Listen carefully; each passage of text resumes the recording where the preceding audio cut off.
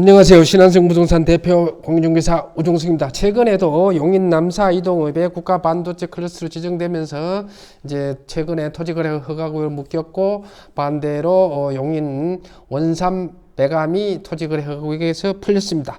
특히 SK 반도체 클러스터가 현재 토목공사 중인 원삼면 쪽에 토지거래 허가가 풀려서 상당히 표면상으로는 상당히 뜨겁습니다.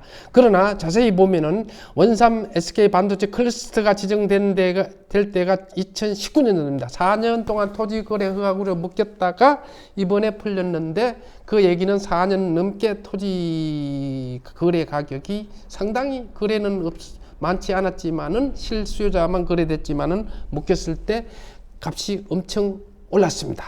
그래서 실질적으로 토지 투자로도 실수요자가 아니더라도 허가구역이 풀렸기 때문에 거래는 할 수 있지만은 가격이 정말 만만치 않습니다. 자연녹지 계획관리 2차선에 붙은 거 200에서 300가입니다. 그러나 이제 반대로 그 후광 효과 연접지를 볼 수 있는 안성인데, 안성 북부 쪽인데, 안성에서 그 연접지뿐만 아니라 안성의 개발 이슈 IC가 내고 들어오고 동신리 복에 산단 48만 평이 반도체 특화단지로 지금 지정을 해놓은 상태에서 개발 이슈와 맞물려서 안성이 이제 향후 크게 각광을 받을 수 있다, 이렇게 이제 보고 있습니다. 그러나 안성하지만 안성이 좋다고 다들 얘기합니다. 그러나 안성맞춤 IC나 산단 복의 동신리 산단 주변에 투자할 만한 땅이 있습니까? 좋다고만 얘기할지 전문적으로 현장에서 겪고 보고 경험하지 않으면 모릅니다. 그런데 좋다고만 얘기합니다. 그런데 실제 내막을 들여다보면 거래할 만한 땅이 많지 않습니다.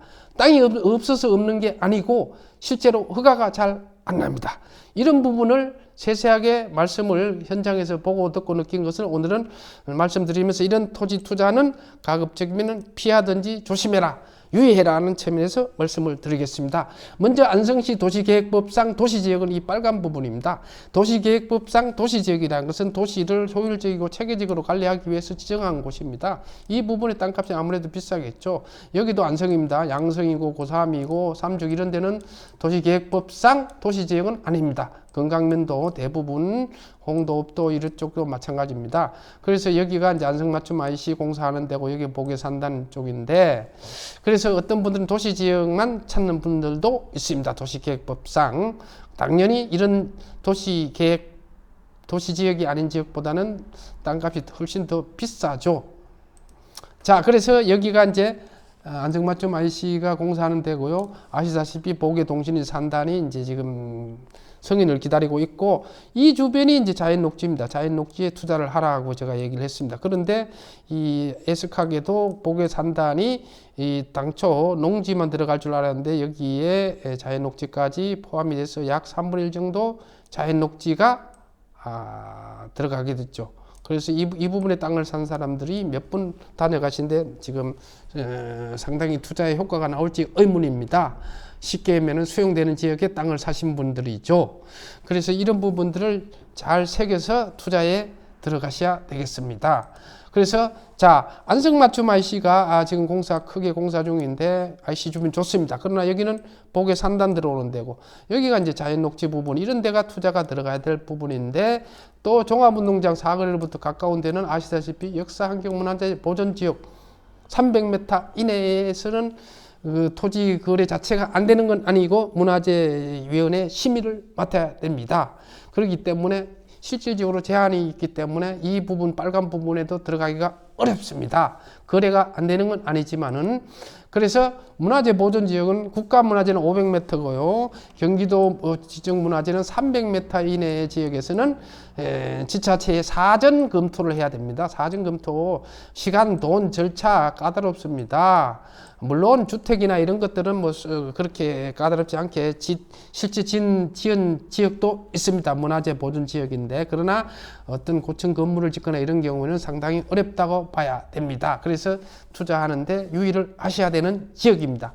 자, 그러면은 여기는 역사환경문화재 보존 지역에서 그렇고, 자, 안성맞춤 IC 주변을 좀 봤더니 여기는 또 전부 다 농림지역이고 복에 산단 들어오는 지역이고, 자, 여기 다 농림지역 절대동지역, 옛날 말로. 여기 들어가면 또 수용, 직격시설이나 지구다리 계획으로 택지 개발이 될 수가 있고 없어요. 그러면 이 주변에 이제 자연녹지 부분인데, 이 자연녹지 부분. 이 부분의 자연녹지는 애석하게도 복의 산단으로 들어가서 이 부분은 뭐 이미 끝난 부분이고 없습니다. 그래서 이런 부분을 잘 들여다 보셔야 되는 겁니다. 지금부터 이제 구체적인 예를 들어서 말씀드리겠습니다. 안성맞춤하시 공사 중에 있어요. 여기에 땅들이 있습니다. 기가 막힙니다.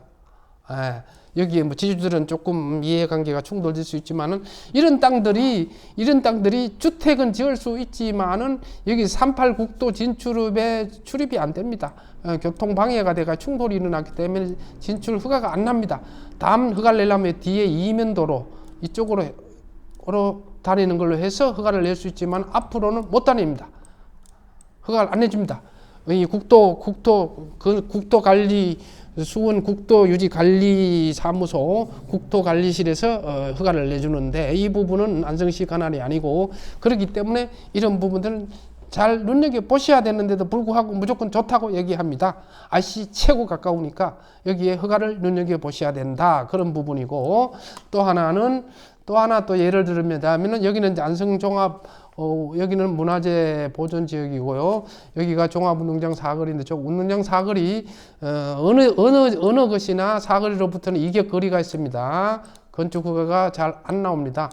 그래서 허가 나오는 경우도 있는데 예를 들어서 이런 땅이 있다고 칩시다. 이런 땅이 코너 자리에 사거리 코너에 기가 막힌 땅이 있어요. 이거 진출입 앞쪽으로는 허가를 안 해줍니다. 주택은 가능할지 모르지만은 다중이 이용하는 큰 건물이 들어오거나 이런 경우는 여기 이면도로 있어요. 이면도로를 통해서 진출입을 하라는 것이지 이쪽 앞으로는 허가가 안 납니다. 그거는 상식적으로도 그렇고 그 다음에 여기도 마찬가지. 여기 땅들도 예를 들어서 4차선에 붙어 있어요. 4차선에 붙어 있는 땅들이 있는데 종합운동장 거리로부터 사거리로부터 일정한 이격거리가 띄워졌기 때문에 가능하겠네요. 그게 아닙니다. 이런 것들은 이제 옆에 주변에 자세히 보시면은 여기도 마을에서 나오는 간선도로가 있습니다. 이 간선도로로부터 여기 들어오는 땅들하고 충돌이 생기면 안 되기 때문에 여기로부터 일정한 거리를 띄워야 되는 겁니다. 가변 차선을 둘 때. 그렇기 때문에 이 사거리 주변의 땅들은 상당히 눈여겨보시되 그 건축 허가 부분이나 이런 부분을 꼭 짚어보셔야 된다라고 말씀을 드리고 싶습니다. 그래서 이 부분을 유의하시라는 것이고요. 거래 자체가 안 되거나 허가가 완전히 안 나오는 건 아닙니다. 자, 그 다음에 이제 우리가 안성시에서 개발 이슈가 큰 것이 또 하나가 IC 주변도 있지만은 IC 주변은 방금 얘기했던 자연녹지라 그랬죠. 이 주변에 투자 대상이 이런 지역이고 그 다음에 금강호수 부분은 46만 평 개발되고 올 10월 달에 70억 들여서 수석정 주변에 이게 주차장 사업이 들어갑니다. 도시 계획 시설 사업으로 결정이 났어요. 그런데 이쪽에 투자를 할 때 농업보호구역은 글자 그대로 농업용수를 보호하기 위한 지역이기 때문에 건축 허가가 주택밖에 안 냈죠. 주택도 상당히 까다롭습니다. 예를 들어서 하나 설명을 할게요. 어떤 지역에 여기가 뭐 예를 들어서 여기 땅이 있습니다. 여기 땅이 있든지 뭐 어떤 땅이 있다고 칩시다. 그러면은 이렇게 집을 지어요. 집은 집은 된다고 했으니까 건색은 당연히 안 되고요. 그러면은 오폐수를 일로 금강호수를 빼려면은 이 들어가는 도로 있잖아요. 이 도로를 절개해야 돼. 절개해서 잘라내고 그 밑으로 오폐수관을 묻어야 되는데 이것도 이제 수질 오염 기준을 맞춰야 돼요. 농어청 공사에 수질 원하는 허락을 맡아서 기준을 맞춰야 됩니다. 까다롭습니다. 안 되는 건 아니지만은 그래서 이런 부분도 유의하셔야 된다는 것.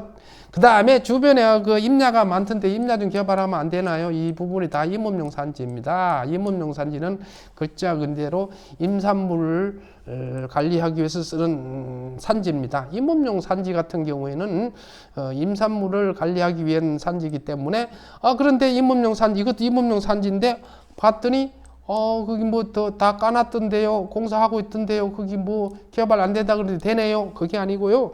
이 임업용 산지는 최근에 탄소 중립화 정책으로 식령이 오래된 나무는 벌목을 내서 산주한테 소득도 증가시키고 해서 임산물 채취, 즉 약초나 뭐 이런 그 임산물을 좀 심어서 먹고 살아라라고 허가를 내준 겁니다. 그 기간이 있어요. 5년인가 그렇습니다. 그 이후에 원상 회복을 하든지 아니면 산지 특성 평가를 해서 준보전 산지로 개발 가능한 산지로 편입될 수도 있는데 그건 희박하고요. 그래서 이런 부분은 근본적으로 개발돼 가지고 풀린 지역이 아니다. 그래서 이런 부분을 사시면은 안 된다, 어렵다, 그거를 말씀을 드리는 겁니다. 자, 여기 이제 또 얼마든지 제가 설명을 드릴 수 있는데, 시간상, 유튜브 시간상, 여기 이제 아파트 들어가는 지역이에요. 아파트 들어가는 지역인데, 이 임야가 있어요. 좋습니다. 2차선에 붙었죠. 그런데 여기 진짜 아파트에 나오는 차하고 여기 진출입이 되겠어요? 안 되겠어요? 어렵지요, 허가를. 이거 허가를 내려면은요, 결국은 이 허가를 내려면은 여기서부터 아파트 진출입부터 몇 메터 띄워야 됩니다. 몇 메터 띄워야 되고, 여기 들어가려면은, 여기 차들이 왔다 갔다 하려면은 여기서 차가 오면서, 감속해서 들어가야죠.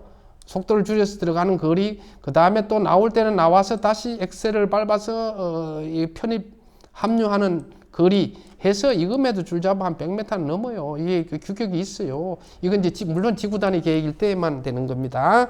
그래서 이런 부분이 있기 때문에 개발행위 이제 허가 지침에 의하면은 자연녹지나 보전녹지는 자연녹지는 3,000평, 보전녹지는 1,500평, 관리지역은 9,000평 넘어가는 것들은 지구 단위 계획으로 해야 돼. 지구 단위 계획으로 할 때 지금 방금 설명했던 대로 감속차로, 이 감속차로 좀 복잡한데 이런 거는 그냥 이런 게 있다는 거, 그 토목 회사에서는 잘 전문적으로 하고 있습니다. 변속차로 감속 길이는 얼마 미터 줘야 되고 가속부 길이는 몇 미터를 줘야 된다. 방금 제가 그 임야 쪽을 설명한 겁니다. 그래서 이런 부분들이 있기 때문에 그 어떤 큰 땅들은 특히 그 투자하는 데서 면밀히 짚어봐야 되고, 안성하지만 실질적으로 거래될 수 있는 땅들이 그렇게 많지는 않을 겁니다. 이 부분을 유의하셔서 투자하시는데 도움이 되시길 바라면서 오늘은 시간상 마치겠습니다. 감사합니다.